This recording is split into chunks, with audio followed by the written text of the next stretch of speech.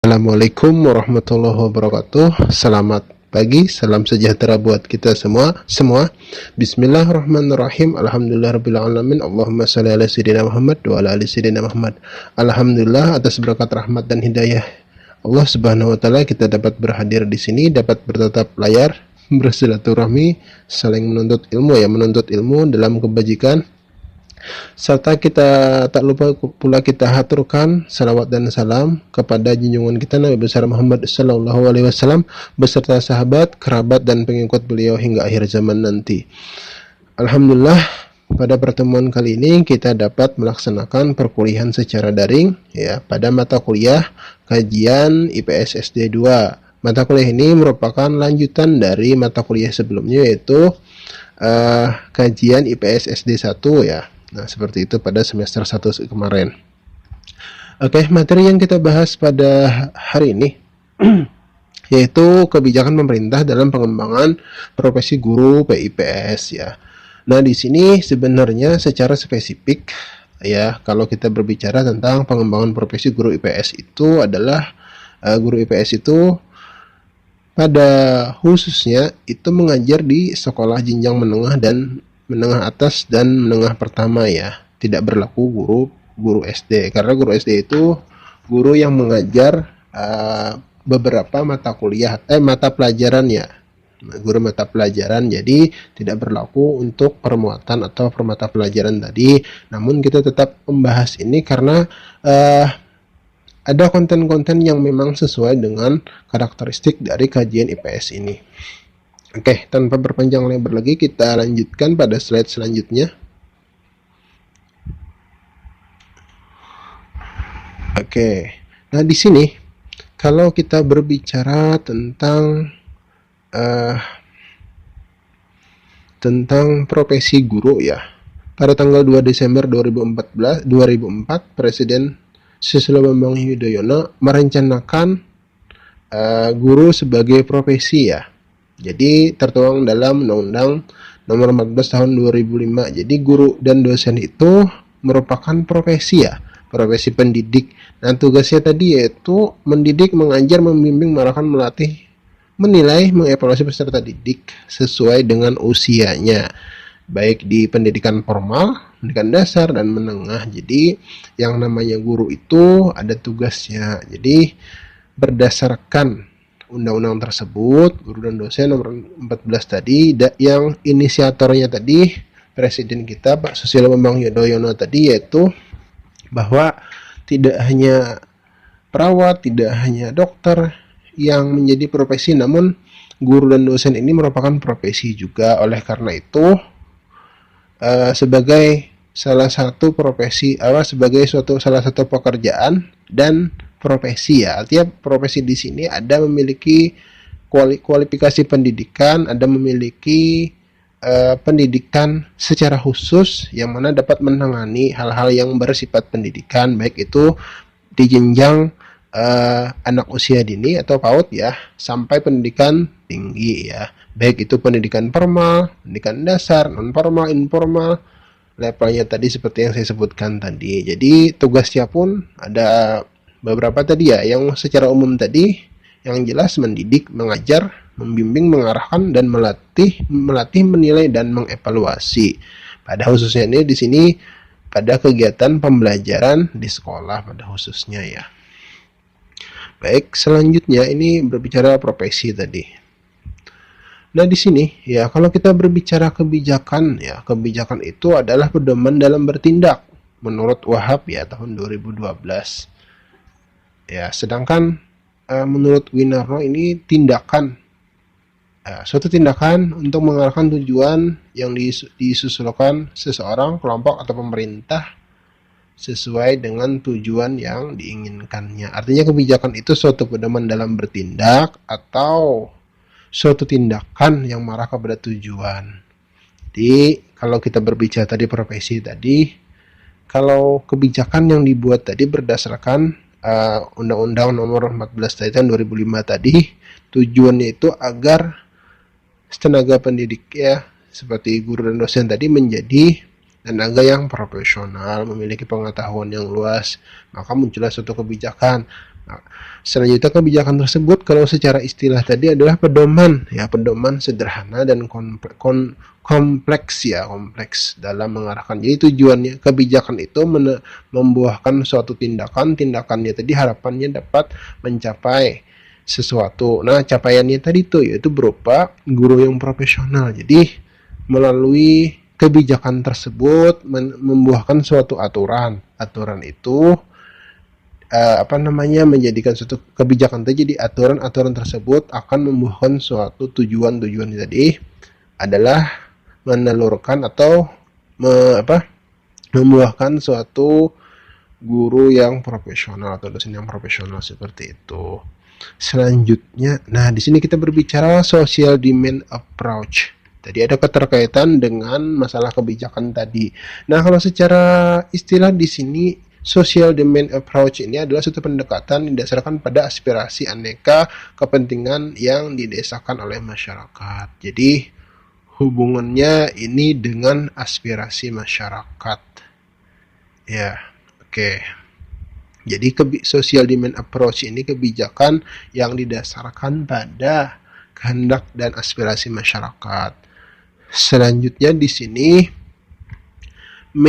power approach, jadi pendekatan yang menitik beratkan pada pertimbangan suatu sumber daya manusia. Jadi berbeda tadi, kalau power approach ini kebijakan yang didasarkan pada seseorang atau sekumpulan orang atau pemerintah untuk membuat suatu kebijakan. Jadi kalau social demand approach ini kebijakannya dibuahkan dari suatu musyawarah atau aspirasi dari masyarakat, sedangkan manpower approach ini kebijakan yang dibuat berdasarkan suatu kekuasaan dari sekelompok orang atau sekelompok atau pemerintah ya. Jadi kebijakan yang dikeluarkan oleh orang yang berkuasa atau pemerintah yang memiliki kekuasaan tertentu. Contohnya kalau berbicara social demand approach ini tadi atas desakan aspirasi masyarakat, contohnya dalam menentukan pemilihan RT umpamanya atau RW, ketua RT atau ketua RW. Nah, di situ kan ada voting, kegiatan voting atau pemilihan melalui suara ya, melalui voting tadi. Suara terbanyak itu yang dijadikan dasar sebagai hasil dari pemilihan suara terbanyak tadi yang menentukan siapa yang menjadi ketua RT maupun ketua RW. Jadi kesepakatan bersama oleh masyarakat. Atau umpamanya tentang kebijakan buang sampah pada tempatnya, umpamanya di lingkungan tertentu ada di lingkungan RT ya, di lingkungan RT itu ada tertulis biasanya tamu wajib lapor 1 kali 24 jam. Nah, itu merupakan salah satu kebijakan yang disusun berdasarkan kesepakatan bersama dengan masyarakat. Jadi itu kesepakatannya di masyarakat itu, siapapun tamunya diwajibkan melapor ke ketua RT agar tidak ada penyusupan ya, atau orang-orang yang tidak diketahui identitasnya masuk tanpa izin. Nah, seperti itu. Atau tentang tadi saya ada nyebut istilah tempat sampah tadi, umpamanya di suatu tempat, sebagai contoh di RT 15 umpamanya. Di situ ada tempat sampah ya. Tempat sampah tersebut sangat mengganggu masyarakat karena menimbulkan bau yang tidak enak ya, tidak enak. Terus selain bau tidak enak juga mengundang penyakit, mengundang lalat ya, seperti itu. Nah, kemudian ketua RT dan masyarakat melakukan rapat ya. Dalam rapat tersebut ketua RT dan masyarakat memutuskan untuk menutup tempat sampah tersebut. Nah, ini merupakan kebijakan yang dibuat untuk menghasilkan suatu keputusan. Keputusannya apa tadi? Yaitu menutup tempat sampah. Itulah yang disebut atau sebagai contoh dari kegiatan social demand approach.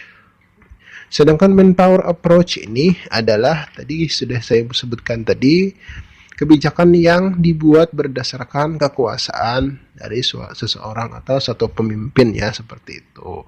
Contohnya pemerintah memiliki kekuasaan dalam memerintah masyarakat, memerintah warga ya, membuat kebijakan sebagai contoh sekarang ini.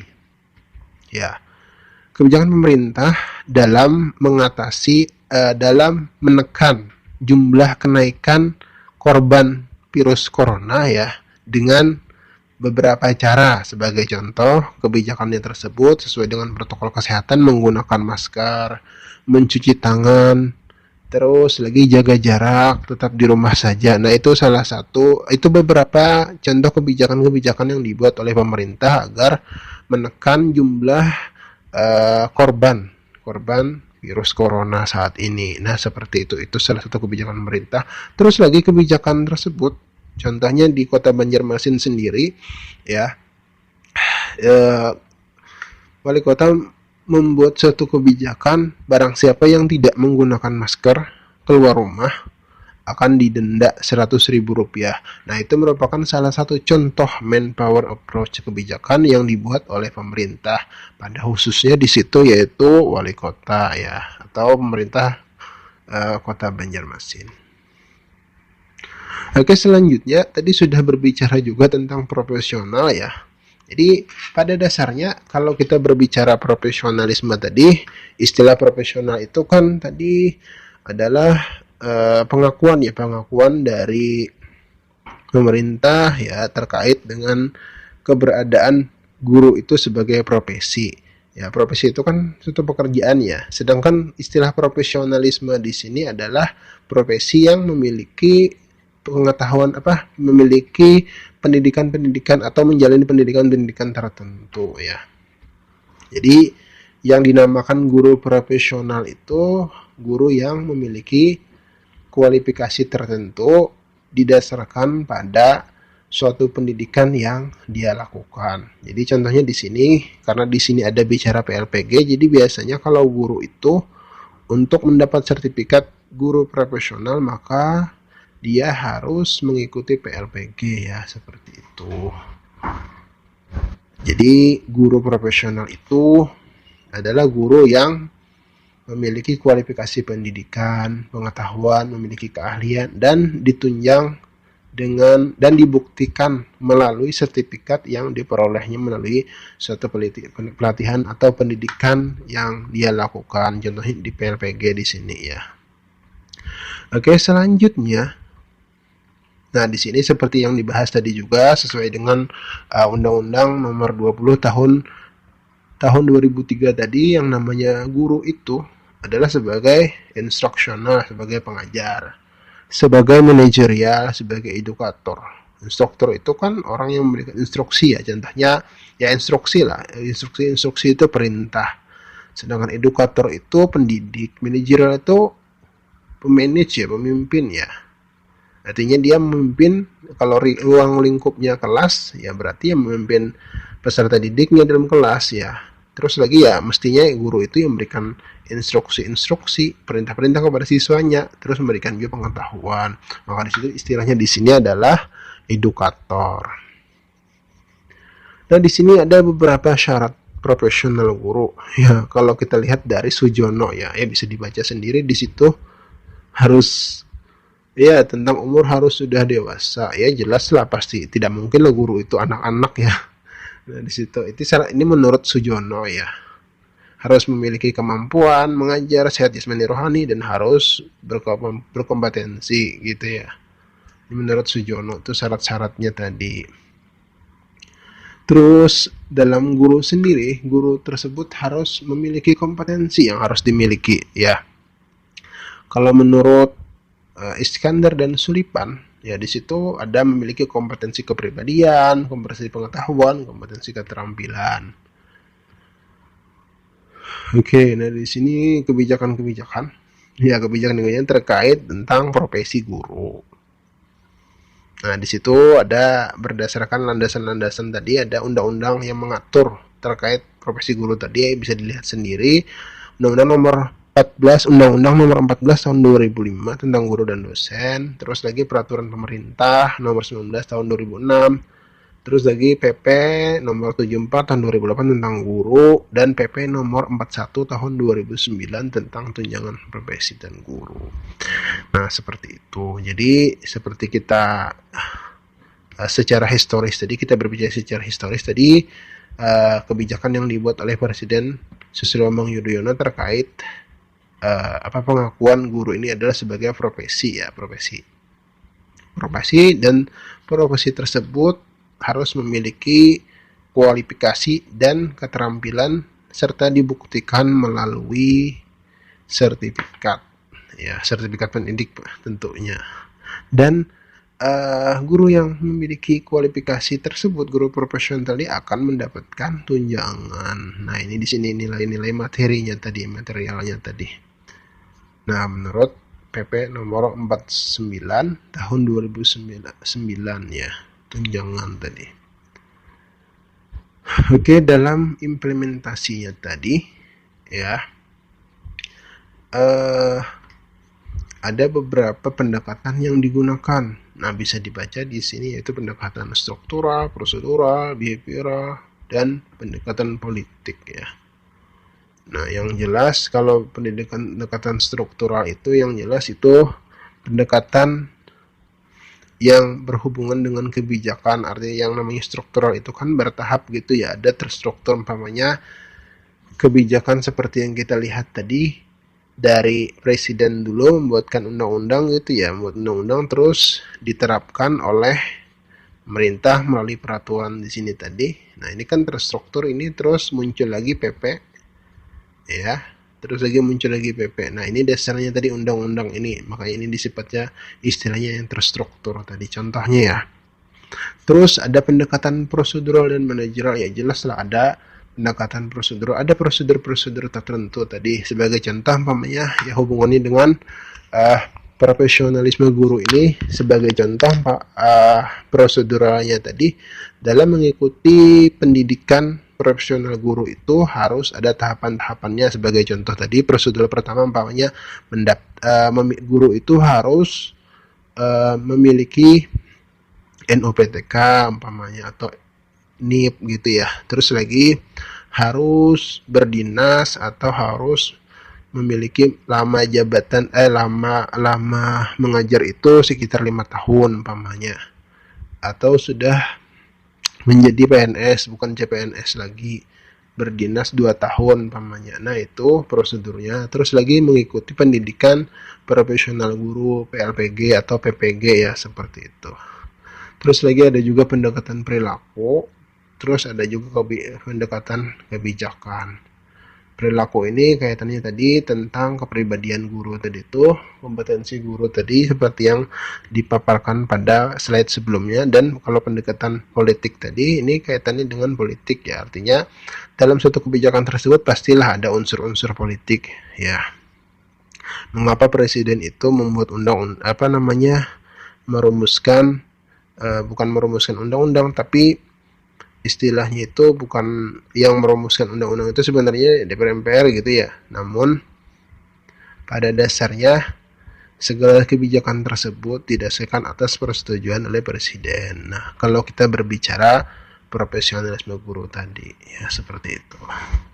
Ada kebijakan politik ya. Oke, selanjutnya. Nah, ini kita berbicara tentang filosofi ya, filosofi. Nah, mungkin ini sudah sangat familiar. Foto yang terpampang di sini bukan foto saya ya, tapi foto dari Ki Hajar Dewantara. Ini salah satu bapak pendidikan. Ada slogan atau filosofi yang beliau cetuskan di sini ya, ingkar sesung tolodo, ing madio mangun koroso tuturi handayani. Ya, ini salah satu bapak pendidikan ya, pahlawan pendidikan. Oke, secara umum kalau kita berbicara filsafat tadi, kenapa ada keterkaitan filsafat? Nah, ini supaya kita lebih paham, kita lihat dulu ada beberapa definisi ya. Nah, di sini yang ada beberapa definisi yang memang sedikit menjelemet ya, karena bicara filsafat itu berbicara pemikiran ya. Nah, contohnya di sini umpamanya pada nomor 2, poin kedua di sini filsafat adalah pengetahuan tentang kebijaksanaan, prinsip-prinsip mencari kebenaran atau berpikir rasional yang tidak terikat dengan tradisi dan dogma agama untuk memperoleh kebenaran. Nah, jadi pada dasarnya filsafat itu bagaimana cara memperoleh pengetahuan, bagaimana cara memperoleh suatu kebijaksanaan, bagaimana cara memperoleh suatu kebenaran. Itulah istilah filsafat ya, berfilsafat. Meskipun banyak istilah atau definisi-definisi yang dibuat oleh para ahli di sini, cuman kalau kita kita simpulkan itu yang namanya filsafat atau berfilsafat itu adalah proses berpikir, proses mencari kebenaran tadi ya. Itu secara umum sih, tidak terlalu dalam lagi. Selanjutnya, nah ini tadi filsafat secara umum, sekarang secara pendidikan. Ya, ini dari Al-Sabana tahun 1979. Filsafat pendidikan ya, adalah aktivitas pikiran teratur dalam menjadi filsafat, mengatur dan menyelaraskan melakukan proses pendidikan. Jadi pada dasarnya filsafat pendidikan itu bagaimana kita berpikir tentang bagaimana melakukan aktivitas dalam memadukan proses pendidikan. Nah, seperti itu. Nah, masih ada lagi beberapa di sini definisinya bisa dibaca ya. Selanjutnya, nah di sini kalau menurut Mudiaharjo, filsafat pendidikan sendiri ada beberapa cabang. Ada ontologi, epistemologi, metodologi, dan aksiologi ya. Kalau ontologi itu kata kuncinya adalah hakikat. Apa sih hakikat pendidikan itu ya? Hakikat pendidikan itu adalah memanusiakan manusia. Ya, seperti itu. Artinya mendidik manusia bagaimana sih agar menjadi manusia yang baik, manusia sebagai kodratnya, bukan manusia seperti binatang ya. Nah, seperti itu. Jadi itu ontologi itu hakikat. Terus epistemologi itu hakikat objek formal. Objeknya apa ya kalau di pendidikan itu? Ya, objek formal dan material ilmu pendidikan. Ya, objeknya yang jelas kalau kita berbicara pendidikan itu mesti ada yang namanya objek. Umpamanya objek di situ adalah peserta didik. Ya. Terus apa materinya di situ? Ya. Oke, selanjutnya ada metodologi. Metode ini cara kerja ilmu pendidikan dalam menyusun ilmu pendidikan. Nah, cara kerjanya jadi otomatis biasanya itu secara sistematis. Dan yang terakhir di situ adalah hakikat nilai, kegunaan teoritis maupun praktis. Yang jelas kalau secara dalam kehidupan sehari-hari yang namanya manfaat dari pendidikan itu yang jelas itu ya konkretnya tadi kita dapat ijazah gitu ya, kalau mengikuti pendidikan dapat sertifikat. Nah, sertifikat itu adalah jaminan kerja atau jaminan dalam mencari pekerjaan. Nah, itu tadi itu salah satu contoh konkretnya dari kegunaan dari praktis ilmu pendidikan. Praktis ya, bukan teoritis. Jadi hakikat di sini filsafat pendidikan ada 4 tadi. Pertama ontologi tadi, ontologi itu hakikatnya seperti apa. Terus epistemologi itu adalah hakikat dari objek itu ya, objeknya siapa ya, terus lagi caranya seperti apa, terus lagi manfaatnya seperti apa. Oke. Nah, di sini ada aliran progresivisme ya. Nah, di sini dalam pandangan ontologis yaitu menetapkan wujud objek ya. Terus kalau pandangan epistemologi itu asal-muasalnya dari apa, terus kalau pandangan aksiologi itu tentang nilai-nilai apa di situ. Selanjutnya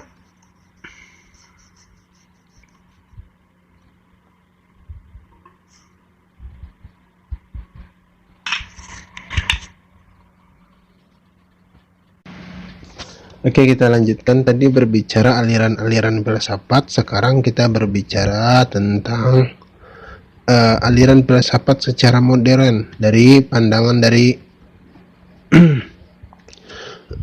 ontologi, epistemologi, dan aksiologi. Ada aliran progresivisme, ada aliran esensialisme, ada aliran perennialisme, ada aliran rekonstruktisme, ya. Nah, jadi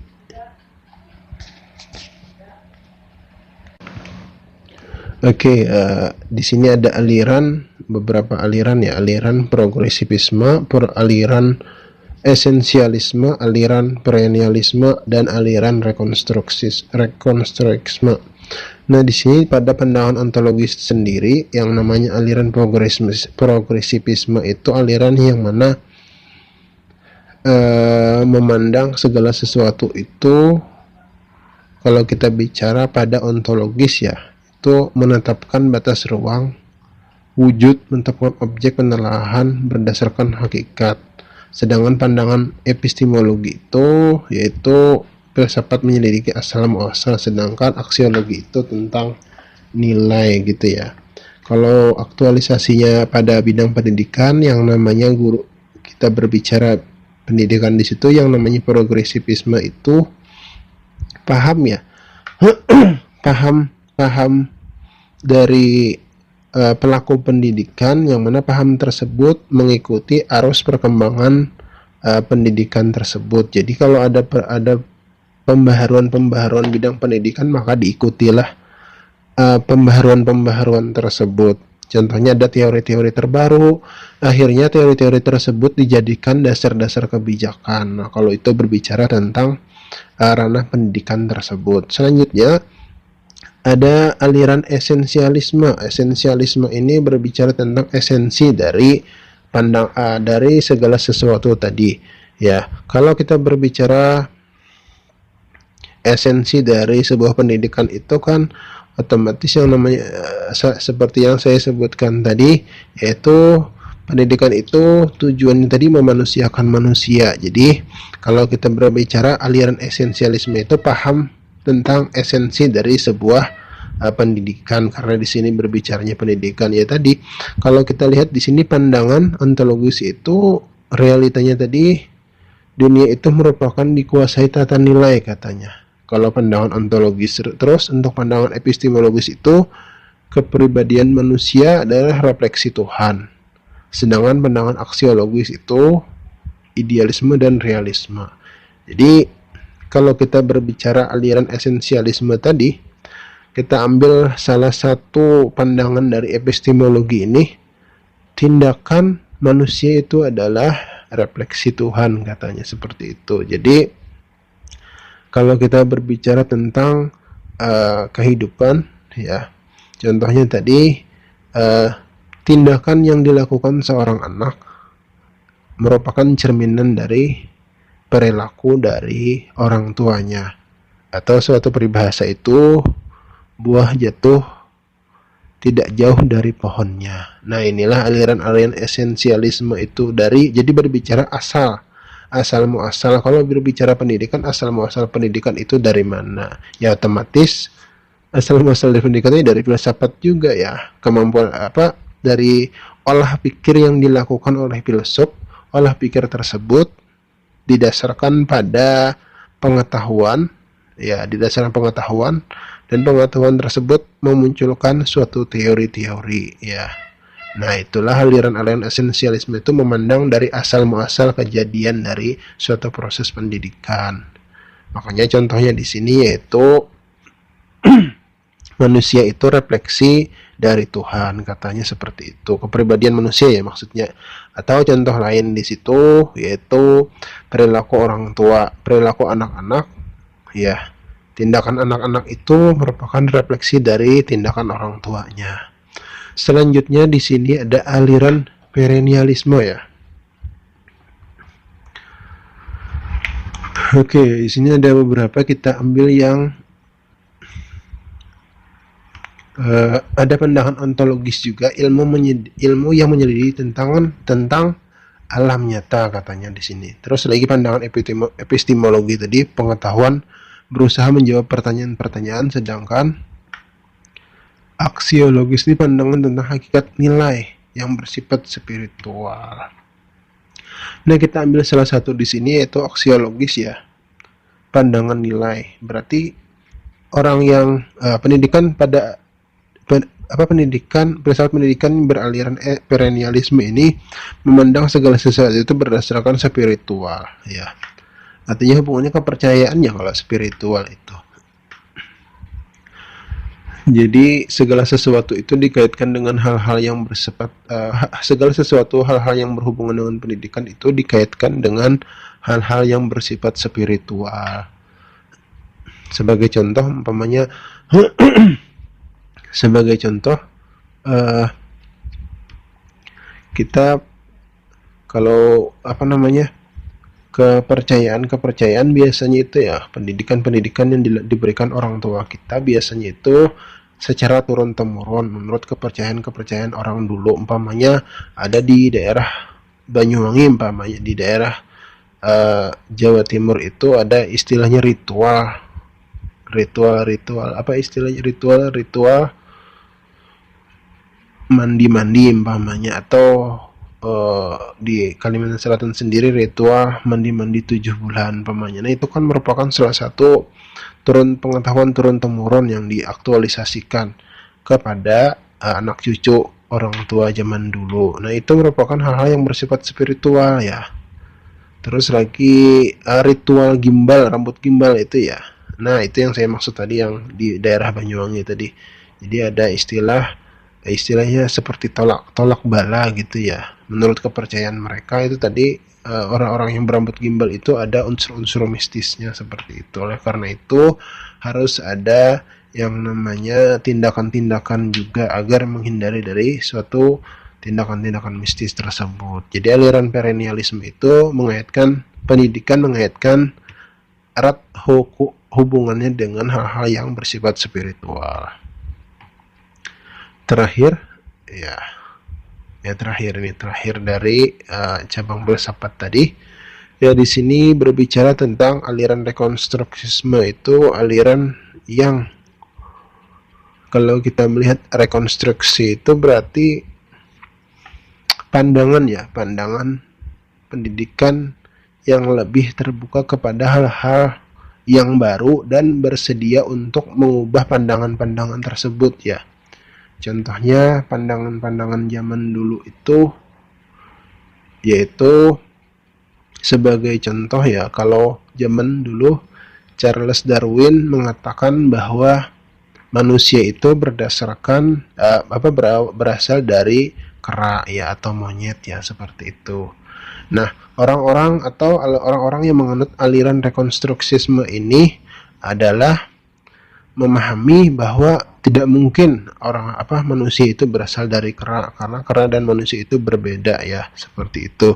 Jadi oleh karena itu pendidikan yang orang-orang yang berkecimpung di dunia pendidikan dan mengikuti aliran rekonstruksisme itu akan merubah pemahaman mereka, akan mengubah pola pikir mereka bahwa manusia itu berasal dari kera, sedangkan menurut keyakinan agama Islam manusia itu berasal dari Nabi Adam. Jadi akan berubah pemahaman dan penerapan dari ilmu pengetahuan tersebut hubungan dengan pendidikan. Oke. Nah, demikian dulu paparan dari saya terkait kebijakan-kebijakan yang diambil dalam rangka kebijakan-kebijakan yang berhubungan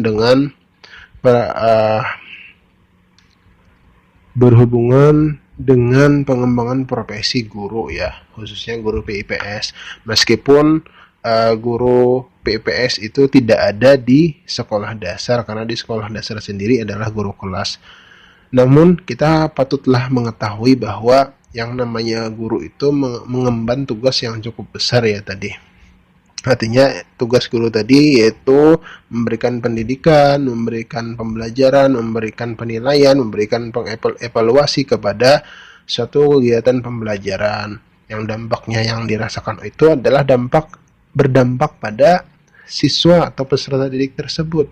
Nah, dalam implementasi proses pendidikan tadi, yang jelas karena guru profesional, ya berbicaranya profesi tadi, profesi itu adalah pekerjaan ya.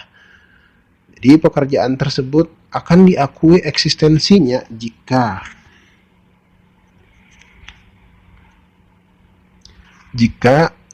guru tersebut berkualifikasi guru profesional. Artinya kalau guru profesional tadi ada beberapa syaratnya tadi, yang jelas memiliki keterampilan, pengetahuan, dan dibuktikan melalui sertifikat yang dimilikinya seperti itu.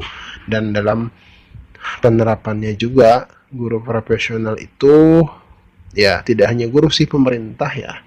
Dalam hubungannya dengan pendidikan ada beberapa aliran tadi, aliran-aliran filsafat, ada aliran realisme, esensialisme, rekonstruksionisme, dan apa tadi, perennialisme tadi ya. Nah, itu tadi aliran-aliran yang mempengaruhi dunia pendidikan tersebut. Jadi ada yang kekeh dengan hal-hal yang bersifat spiritual turun-temurun, ada yang kekeh dengan budaya-budaya masa lalu ya, ada yang mudah berubah, ada aliran-aliran yang memang mudah menerima perubahan-perubahan yang khususnya pada bidang-bidang pendidikan.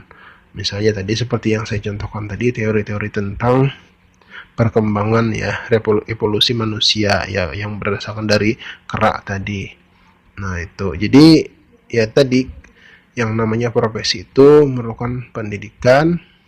Guru sebagai profesi, untuk menjadi guru harus melakukan harus mengikuti sebuah pendidikan yang jelas, pendidikan guru. Terus untuk menjadi guru profesional harus mengikuti pendidikan profesi guru ya, seperti itu. Oke, demikian dulu paparan singkat dari saya terkait kebijakan pemerintah dalam mengembangkan profesi guru PIPS ya. Semoga bermanfaat ya. Tetap jaga kesehatan, jaga kebersihan, tetap pakai masker kalau keluar rumah.